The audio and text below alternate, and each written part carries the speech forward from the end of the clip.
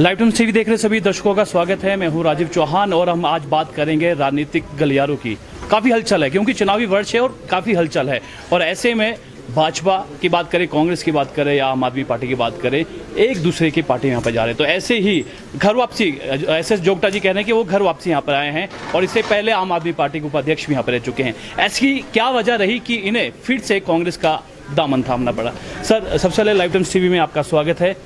आम आदमी पार्टी की अगर बात करें तो उस समय हमने आपको देखा था जब कोरोना यहाँ पे चल रहा था, काफ़ी बड़े बड़े लोग यहाँ पर आए थे, पर आज ऐसी क्या वजह होगी फिर से आपने कांग्रेस का दामन थामा है? देखो, मैं पहले तो आपका धन्यवाद करता हूँ। और जहाँ तक कांग्रेस को का दामन थामने की बात है, ये मेरी घर वापसी है।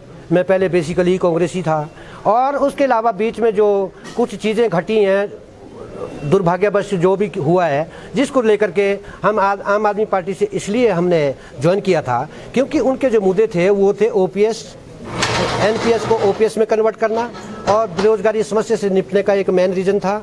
और दूसरे महंगाई को कम करने का जो उन्होंने इशू उठाया था वो था मेन, उसको करके मैं उनके साथ जुड़ा था। लेकिन उनके जो हाई कमांड, आम आदमी पार्टी के जो हाई कमांड है, उन्होंने मेरे को ये कहा था एज स्पोक्समैन कि आप ओपीएस के मुद्दे को खूब उछालिए कि आम आदमी पार्टी जब सत्ता में आएगी तो हम आपको ओपीएस भी देंगे, बेरोजगारी मेले भी लगवाएंगे, बेरोजगारी की समस्या को ख़त्म भी करेंगे और विभागों में जितनी पोस्टें पड़ी हैं 2.5-3 लाख उनको भी भरेंगे। लेकिन एक स्टेज ऐसी आई कि वो मुकर गए कि अब आप मिस्टर जोगटा कहते आप अब ओपीएस का मुद्दा नहीं उठाएंगे क्योंकि हम ओपीएस के बारे में थोड़ा सा अभी कुछ डिफरेंटली सोच रहे हैं, ये अभी आप मत उठाइएगा। तो उस चीज़ को लेकर के थोड़ा सा मेरा उनसे मनमुटाव हो गया कि मैंने कहा पहले तो आपने उछाला, फिर बाद में मुकर के नहीं कहते हम जो आपको कह रहे हैं वो आप करिए। उसके बावजूद जो इनकी कार्यप्रणाली को लेकर के जो हमने सवाल बीच में खड़े किया, आपको भी पता है, क्योंकि ये दिल्ली से डिक्टेट करने का प्रयास करते हैं जो कि हिमाचल प्रदेश में नहीं चलता। ये बोलते भी हम दिल्ली और पंजाब का पैटर्न अपनाएंगे और दिल्ली से ही जो कार्यकर्ता, जो वहाँ से स्पोक्स में जो आएंगे लोग प्रभारी, उनके साथ पूरी टीम, उनके कहने से आपको काम करना पड़ेगा। तो मेरा उनमें ये कहना था कि हमारा प्रदेश है, हमने संगठन में काम किया है, हम अपने हिसाब से चलेंगे। उस तमाम चीज़ों को लेकर के ये अनबन सी थोड़ी हो गई थी। और इसके बावजूद और बीच में जो है रानी साहिबा जो प्रदेश अध्यक्ष बन गई और आस जगह की प्रदेश को जो है हम आगे कांग्रेस के राज में जो पार्टी सत्ता में आएगी, कांग्रेस पार्टी, उनको लेकर के जो हमारे बेसिक मुद्दे थे, चाहे वो पेंशनों के मुद्दे, आधे को पेंशनर का जो, इसकी बात करेंगे। एस जोगटा जी, ये भी सामने निकल के आया है कि आपकी अनदेखी यहाँ पर की गई है, आपको अध्यक्ष नहीं बना, क्योंकि आप अध्यक्ष की दौड़ में भी थे और अध्यक्ष आपको नहीं बनाया गया है। और आम आदमी पार्टी के बीच का अगर बात करें तो आपस में ही काफी अभी से कुर्सी को लेकर अनबन है, क्या ये सच है? नहीं, मैं अध्यक्ष की कहीं दौड़ में नहीं था। लोग कह रहे थे, मैंने कहा बढ़ाएंगे तो ठीक है, मेरा अध्यक्ष का बनने का कोई इरादा नहीं था। लेकिन जो अध्यक्ष बना भी है वो भी किसी काम के नहीं है और उस तरह के, मतलब जिस तरह से संगठन को चलाने वाला एक विजन होने चाहिए अध्यक्ष में, वो उनमें नहीं है। मैं किसी अध्यक्ष की दौड़ में नहीं था क्योंकि मुझे अध्यक्ष बनने के कुछ नहीं करना, मैं ऑलरेडी उपाध्यक्ष था, तो मैं अपना काम करना था, उन्होंने अपना काम करना था। अध्यक्ष का जो विजन होता है वो वाइड होता है, उनको वाइड स्पेक्ट्रम जो रख करके दिमाग में जो प्रदेश को चलाना होता है वो उनमें नहीं है, कहीं झलक नहीं रहा है। और पिक एंड चूज करके जो ये लोग दिल्ली से ही बनाते हैं और हमारे को पूछते तक नहीं है। तो उन तमाम चीजों को लेकर के जब ये ओपीएस का मुद्दा, दूसरे मुद्दे उन्होंने, आम आदमी पार्टी के जितने भी कार्यकर्ता है वो क्या दिल्ली से चल रहे हैं, दिल्ली से कठपुतली की तरह यहाँ पर नचा रहे हैं? कोई आपका कोई विजन जो यहाँ के नेता है उनकी कोई राय नहीं ली जा रही है? उनसे कोई राय नहीं ली जाती है। और यहाँ तक कि अगर कोई पदाधिकारी भी बनाना हो तो वो भी दिल्ली की सहमति से बनेगा। अगर जब उनको पूछते हैं भी आप जो संबंधित जो अध्यक्ष हैं, संगठन मंत्री है, शहर की अध्यक्ष है या जो भी, उनसे आप बात क्यों नहीं करते? कहते जी हम सर्वे करते हैं। मैंने कहा यार सर्वे किससे पूछते हैं आप? किसका सर्वे? कैसे सर्वे? कार्यकर्ता को जो मेन जो आदमी जो काम कर रहा है उसको अगर आप बिना पूछे उसके नीचे अधीन जो काम कर रहे हैं आदमी, उसके सिर के ऊपर बिठा देंगे तो ये कहाँ का न्याय है? तो इन तमाम चीज़ों को लेकर के मेरा ये मानना है कि भी ये किसी काम, मतलब इनका विजन क्लियर नहीं है। आम आदमी पार्टी की बात है कि भ्रष्टाचार जो है, कांग्रेस की बात करें वो भ्रष्टाचार में लिप्त है, भाजपा भ्रष्टाचार में लिप्त है, और आपने भी कहा कि इनके जो बड़े नेता है वो भी अभी जेल में है, वो ये भी भ्रष्टाचार से लिप्त है। बिल्कुल भ्रष्टाचार से संलिप्त है। जब दूसरों के आप तब झांक सकते हैं जब आपका दामन खुद साफ हो। अब देखिए, चाहे भ्रष्टाचार उन्होंने किया नहीं किया, लेकिन अंदर तो वो है ना। अगर आग वहीं, धुआं वहीं आता है जहाँ कुछ बात बन रही हो, कहीं आग लग रही हो, तो अगर वो पाक साफ है तो वो भ्रष्टाचार का जो उन्होंने हथियार बना रखा था कि भ्रष्टाचार मुक्त भारत होगा, तो वो तो खुद ही भ्रष्टाचार में संलिप्त है। अगर वो नहीं है तो वो प्रूव करे ना कोर्ट में, वो न्यायालय से जब प्रूव होगा कि आप नहीं है। लेकिन अभी तो आप अंदर, कई मंत्री अंदर है और कुछ होने वाले अंदर है। तो इन तमाम चीजों को लेकर के जब हमारा कार्य कार्यकर्ताओं का दिल टूट गया, फट गया।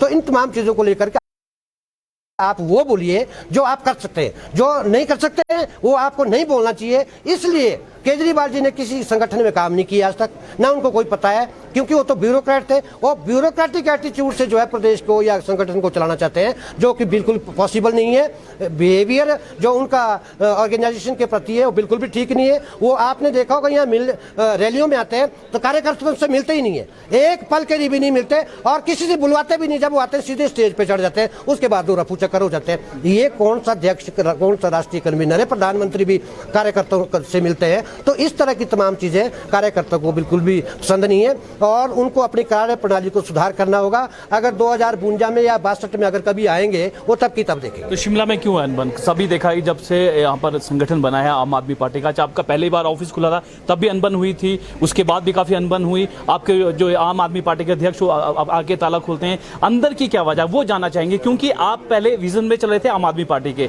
फिर आप दौर से चेंज यहाँ पर हुए। अंदर की क्या वजह है, क्लेश की क्या वजह है? क्लेश वैसा कुछ नहीं है, सिर्फ दिल्ली वालों की वजह से क्रिएटेड क्लेश। अगर मेरी जगह आपको मेरे सिर के ऊपर बिठा दिया या इनको इनके सिर के ऊपर बिठा दिया तो कार्यकर्ताओं ने विरोध किया। जब विरोध किया तो उन्होंने बोला ये तो ऐसे ही चलेगा जैसे दिल्ली वाले चलाएंगे। तो क्लेश तो स्वाभाविक है।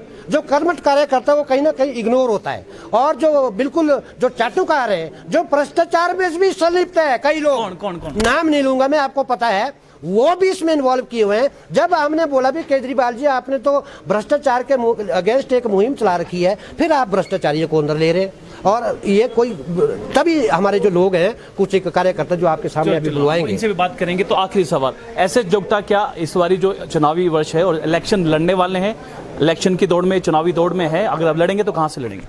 देखो ये तो पार्टी के ऊपर डिपेंड करता है कि उन्होंने अब वो जमाने गए कि भी किसके पास धन बल है, किसके पास बाहुबल है, किसी के पास कई चीजें और हैं। अब वो जमाने गए क्योंकि 21वीं सदी को हम पार कर रहे हैं।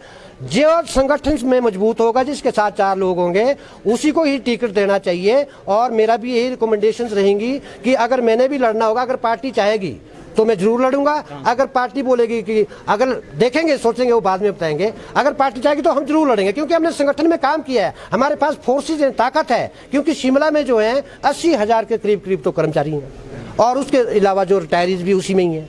तो 1,90,000 रिटायरीज है और शिमला में ही 70-75 हजार के पास। तो ये संकेत माने, क्योंकि आप कर्मचारी हित में भी आप रह चुके हैं, यहाँ पर उसमें अध्यक्ष रह चुके कि शिमला से लड़ने की आपका तैयारी है, विचार रखते हैं, अगर इच्छा रखते हैं? अगर इच्छा तो इच्छा रखने में कोई वो नहीं होता, लेकिन अगर पार्टी चाहेगी तो हम जरूर लड़ेंगे। ठीक है, बहुत बहुत शुक्रिया हमारे साथ बातचीत करने का। और हमारे साथ यहाँ पर कार्यकर्ता है, पिछले कल की अगर बात करें, पिछले कल आप प्रदेश अध्यक्षा के साथ आम आदमी पार्टी के जो प्रदेश, बिल्कुल आप बगल में बैठे थे, आज आप कांग्रेस में शामिल, क्या वजह?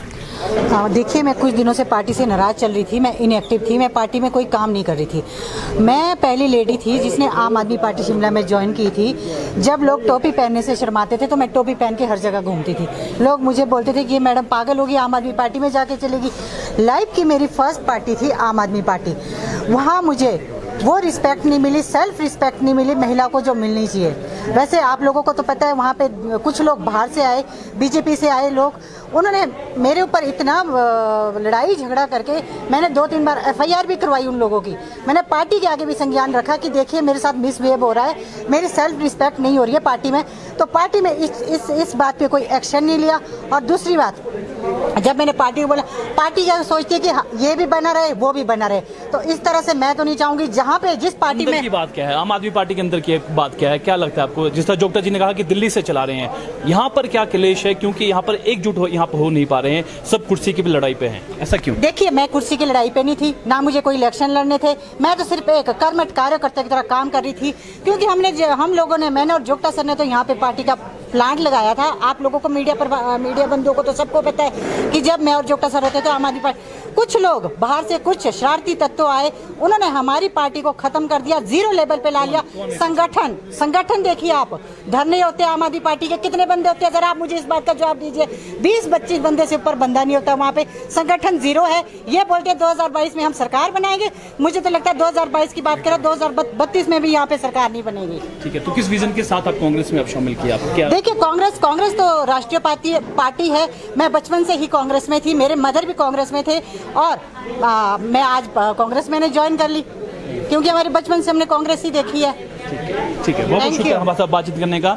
तो आम आदमी पार्टी के जो है कार्यकर्ता SS जोगटा जो उपाध्यक्ष रह चुके हैं आम आदमी पार्टी के, आज उन्होंने कांग्रेस का दामन थामा है और काफ़ी सारी चीज़ें कहा कि विज़न आम आदमी पार्टी में जो है अभी से कुर्सी की लड़ाई है और ख़ास तौर पर अगर बात करें तो दिल्ली से ही कंट्रोल किया जाता है यहाँ के नेताओं को। तो कुछ ये चीज़ें थी, कुछ रीज़न थे और इसी रीज़न को लेकर आज इन्होंने कांग्रेस का दामन थामा है। चलिए फिलहाल के लिए इतना ही और ताज़ा जानकारी देखते रहिए लाइव टीवी। धन्यवाद।